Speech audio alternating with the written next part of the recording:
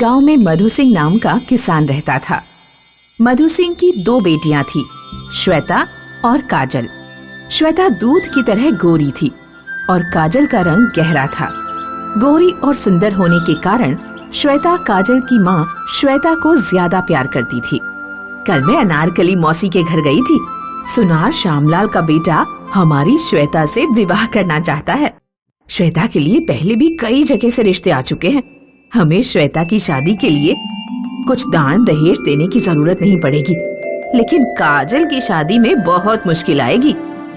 माँ, मेरी शादी जरूर राजा के बेटे से होगी।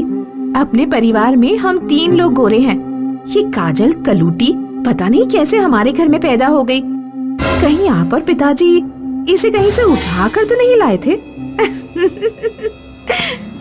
पिताजी, देखिए ना, ये मेरे बारे में कह रही है। मेरे काले होने में भला मेरा क्या दोष? श्वेता बेटी, तुम्हें अपनी बहन का इस तरह मजाक नहीं उड़ाना चाहिए। जीवन में मूल्य अच्छे कर्मों का होता है, शारीरिक सुंदरता का नहीं। मैं खेत पर काम करने जा रहा हूँ, कौन मेरे साथ चलेगा? हमेशा काजल ही अपने पिता के साथ खेत पर उनका हाथ बटाने जाती, क्योंकि श्वेता को डर रहता कहीं उसके हाथों और पैरों में मिट्टी ना लग जाए और उसकी सुंदरता कम ना हो जाए। कुछ महीनों बाद मधु सिंह बीमार पड़ गया। उसने अपनी दोनों बेटियों को बुलाकर कहा, श्वेता और काजल, मुझे लगता है कि मेरा अंतिम समय आ गया है।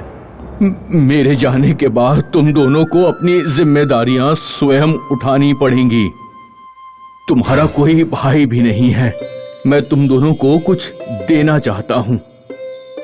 श्वेता और काजल के पिता ने उन्हें एक पंखा दिया। एक साधु ने मुझे ये जादुई पंखे दिए थे। तुम दोनों को खेत में शारीरिक श्रम ना करना पड़े, इसलिए मैं ये पंखे तुम्हें दे रहा हूँ। पंखे को 1 बार हिलाने पर धूप निकल आती है, 2 बार हिलाने पर वर्षा होने लगती है और 3 बार हिलाने पर आंधी तूफान आ जाता है। फसल के लिए जैसी जरूरत हो उस हिसाब से इसका उपयोग करना। अपने पिताजी के मरने के बाद श्वेता और काजल अपने अपने हिस्से का खेत संभालने लगी। गेहूं की खेती के लिए धूप की जरूरत होती, तो वे दोनों मौसम खराब होने पर 1 बार पंखा झल देती और तेज धूप निकल आती। चावल की खेती के लिए बारिश की जरूरत होती, 2 बार पंखा हिलाकर दोनों अपने खेतों में बारिश करा देती। 3 बार पंखा हिलाने की कभी जरूरत ही नहीं पड़ती थी, लेकिन श्वेता जब किसी बाग में आम तोड़ने जाती तो एक आम गिराने के लिए पंखे को 3 बार हिला देती। तेज आंधी आती और पूरे बाग के आम गिर पड़ते। काजल ने एक दिन उससे कहा, श्वेता, एक आम तो तू पेड़ पर चढ़कर भी तोड़ सकती है। एक आम के लिए सारे आम क्यों बर्बाद कर देती है? चुप कर काजल कलूटी, मैं पेड़ पर चढ़ूंगी तो मेरे हाथ पैर में खरोच भी आ सकती है। मुझे अपनी सुंदरता का ख्याल रखना पड़ता है, तेरी तरह मजदूर थोड़ी ना बन जाऊंगी। एक साल गांव में भयानक सूखा पड़ा। राजा युद्ध के सिलसिले में बाहर गया हुआ था। गांव वालों को समझ नहीं आ रहा था कि वे किससे मदद मांगे। श्वेता और काजल ने जादुई पंखे से अपने अपने खेतों में बारिश करा ली थी। काजल को गांव वालों पर तरस आ रहा था। उसने गांव वालों के पास जाकर उन्हें जादुई पंखे के बारे में बता दिया। तुम लोग एक एक करके ये पंखा इस्तेमाल कर सकते हो और अपने अपने खेत में बारिश करा सकते हो। एक पंखा इतने सारे गांव वालों के लिए काफी नहीं था, इसलिए कुछ गांव वाले श्वेता के पास जादुई पंखा मांगने पहुँचे। जाओ यहाँ से, मैं अपना पंखा नहीं दूंगी। गर्मी से मेरी त्वचा सूखी जा रही है, इसलिए मैं अपने घर पर भी पंखे से बारिश करा रही हूँ। आखिरकार गांव वालों को काजल का पंखा लेने के लिए ही अपनी बारी का इंतजार करना पड़ा। कुछ दिनों बाद राजा जब लौट आया तो उसने गांव वालों से माफी मांगी और उनके मुंह से सारी बात सुनी। राजा ने काजल को अपने पास बुलाया। श्वेता भी उसके पीछे पीछे गई। काजल, मुझे तुम पर बहुत गर्व है। मेरी अनुपस्थिति में तुमने गांव वालों की बहुत मदद की है। क्या तुम मेरे बेटे से विवाह करना चाहोगी? काजल कुछ कह पाती, इससे पहले ही श्वेता बीच में कूद पड़ी और बोली, श्रीमान, काजल जैसी काली दिखने वाली लड़की गोरे राजकुमार के लायक नहीं है। मुझ जैसी गोरी और सुंदर लड़की ही राजकुमार के योग्य है। जीवन में मूल्य अच्छे कर्मों का होता है, शारीरिक सुंदरता का नहीं। मैं गांव वालों से सुन चुका हूं कि तुम स्वार्थी और घमंडी हो, जबकि तुम्हारी बहन दयालु और परिश्रमी है।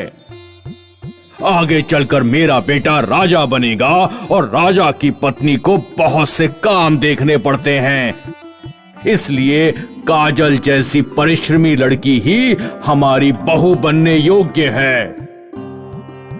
काजल की राजा के बेटे से शादी हो जाती है और श्वेता मुंह फुलाए रह जाती है। महाराष्ट्र के पास एक गांव में राजेश नाम का एक किसान अपनी पत्नी रानी के साथ रहता था। राजेश खेती करके अपने घर का गुजारा किया करता था, मगर इससे उनका घर अच्छे से नहीं चल पा रहा था। कभी कभी तो उनके पास खाने तक के भी पैसे नहीं होते थे। सुनो जी, आप कोई और काम देख लो, ऐसे तो हमारे घर का गुजारा नहीं हो पाएगा। हाँ रानी, तुम सही बोल रही हो। मैं कल ही अपने दोस्त के पास जाऊंगा और उसे मेरे लिए कोई काम ढूंढने को कहूंगा, जिससे मैं ज्यादा पैसे कमा सकूं। राजेश अगले दिन अपने दोस्त सुमित के पास जाता है। सुमित बहुत ही नामी आदमी था। वो घोड़ों की रेस की प्रतियोगिता कराया करता था। और भाई सुमित, कैसे हो? अरे राजेश, बहुत दिनों बाद मिले हो भाई। मैं तो बढ़िया हूँ, तुम बताओ कैसे हो? घर में सब ठीक? बस क्या ही बताऊं भाई, तुम्हें तो पता है कि खेती करके ज्यादा कमाई नहीं होती। मुझे कुछ काम बता दो जिससे मैं थोड़े ज्यादा पैसे कमा सकूं। तो क्यों ना राजेश, तुम भी अपना एक घोड़ा खरीद लो और घोड़े की रेस की प्रतियोगिता में भाग लो। हम हर महीने प्रतियोगिता कराते हैं। तुम्हें पता है, जीतने वाले को 5 लाख का इनाम मिलता है। राजेश 5 लाख का इनाम सुनकर चौंक जाता है। क्या कहा? 5 लाख का इनाम? इतना तो मैं पूरे साल में नहीं कमा पाता। हाँ, तो तुम भी एक अच्छा सा रेस का घोड़ा देख लो और प्रतियोगिता की तैयारी करो। राजेश फिर अपने घर आ जाता है और घर आते ही वो रानी को सारी बातें बताता है। रानी को भी बात अच्छी लगी थी। गांव के पास में एक मेला लगा है, जहां पर लोग दूर दूर से घोड़ा खरीदने आते हैं। राजेश भी अपनी जमा पूंजी इकट्ठी करके उस मेले में घोड़ा खरीदने जाता है। राजेश वहां काफी घोड़े देखता है, मगर उसे कोई अच्छा घोड़ा नहीं दिखता। तभी आखिर में उसे एक पीले रंग का घोड़ा दिखा और देखते ही उसने मन बना लिया कि वो ये घोड़ा लेगा। ये तो बहुत ही सुंदर लग रहा है, मुझे यही घोड़ा खरीदना चाहिए। बस फिर राजेश घोड़े को अपने घर ले जाता है। घर आते ही रानी जैसे ही घोड़े को टीका लगाती है, तभी वो घोड़ा बोलता है, मेरे मालिक की जय हो। राजेश और रानी घोड़े को बोलता देख चौंक जाते हैं। क्या तुम बोल सकते हो या मैं कोई सपना देख रहा हूँ? हाँ, मैं बोल सकता हूँ। मैं एक जादुई घोड़ा हूँ। मेरी रफ्तार इतनी है कि मुझे कोई दूसरा घोड़ा हरा नहीं सकता। अब से आप मेरे मालिक हो और कभी मुझे गिरने या मुझे कोई चोट पहुँचाने की कोशिश करेगा तो मेरा घाव अपने आप भर जाएगा और मैं सिर्फ आपके कहने पर ही दौड़ूंगा। फिर प्रतियोगिता का दिन आ गया। राजेश अपनी जादुई पीले घोड़े को लेकर प्रतियोगिता में पहुंच जाता है और जैसे ही घोड़ों की रेस शुरू होती है, राजेश अपने जादुई पीले घोड़े को दौड़ने को कहता है। राजेश की आवाज सुनते ही जादुई पीला घोड़ा इतनी तेजी से दौड़ता है कि सब घोड़ों को पीछे छोड़कर आगे निकल जाता है और चंद मिनटों में ही रेस जीत जाता है। इस तरह राजेश 5 लाख का इनाम जीत जाता है। फिर ऐसा हर बार होने लगा। जब भी घोड़ों की रेस होती, जादुई पीला घोड़ा हमेशा जीत जाता। ऐसे करते करते राजेश जादुई पीले घोड़े की वजह से अमीर होता गया। राजेश अपने घोड़े का बहुत ध्यान रखता था और दूर दूर से उसे खरीदने के लिए लोग आया करते थे, मगर वो उस घोड़े को बेचने के लिए साफ मना कर देता था। रानी और राजेश दोनों ही बहुत खुश थे। हमारे घर में जब से ये जादुई पीला घोड़ा आया है, हमारी तो तब से किस्मत ही बदल गई है और मुझे तो लगता है ये घोड़ा भगवान ने हमारे लिए एक फरिश्ते की तरह भेजा है। हाँ रानी, तुम बिल्कुल सही कह रही हो। बबलू नाम का एक आदमी जो हमेशा घोड़ों की रेस जीता करता था, वो राजेश के पीले घोड़े की वजह से रेस हारने लगा था। तब से वो राजेश से चिढ़ने लगा। मुझे राजेश के घोड़े को जीतने से रोकना होगा, कहीं वो मेरे से ज्यादा अमीर ना हो जाए। और बबलू मन ही मन उसे हराने के लिए तरकीब ढूंढता रहता था। तभी वो एक बार सोचता है, क्यों ना मैं राजेश के घोड़े की एक टांग ही तोड़ दूं। अगर वो दौड़ेगा ही नहीं तो रेस में भाग कैसे लेगा। प्रतियोगिता के एक दिन पहले रात को बबलू राजेश के घर में चुपके से आ जाता है और एक डंडे से जादुई पीले घोड़े की टांग पर जोर जोर से मारता है। घोड़े की टांग से खून बहने लगा था, लेकिन फिर जादुई पीले घोड़े का घाव अपने आप भर गया। ये देखकर बबलू चौंक जाता है। अरे, ये इसका घाव अपने आप कैसे भर गया? इतने में वो कुछ समझ पाता, तभी जादुई पीला घोड़ा अपनी टांग उठाकर बबलू की टांग पर जोरों से लात मारता है और बबलू की खुद की टांग टूट जाती है। इस तरह वो खुद ही प्रतियोगिता में नहीं जा पाता। इसीलिए कहते हैं, जो किसी का बुरा सोचता है उसके साथ खुद ही बुरा होता है।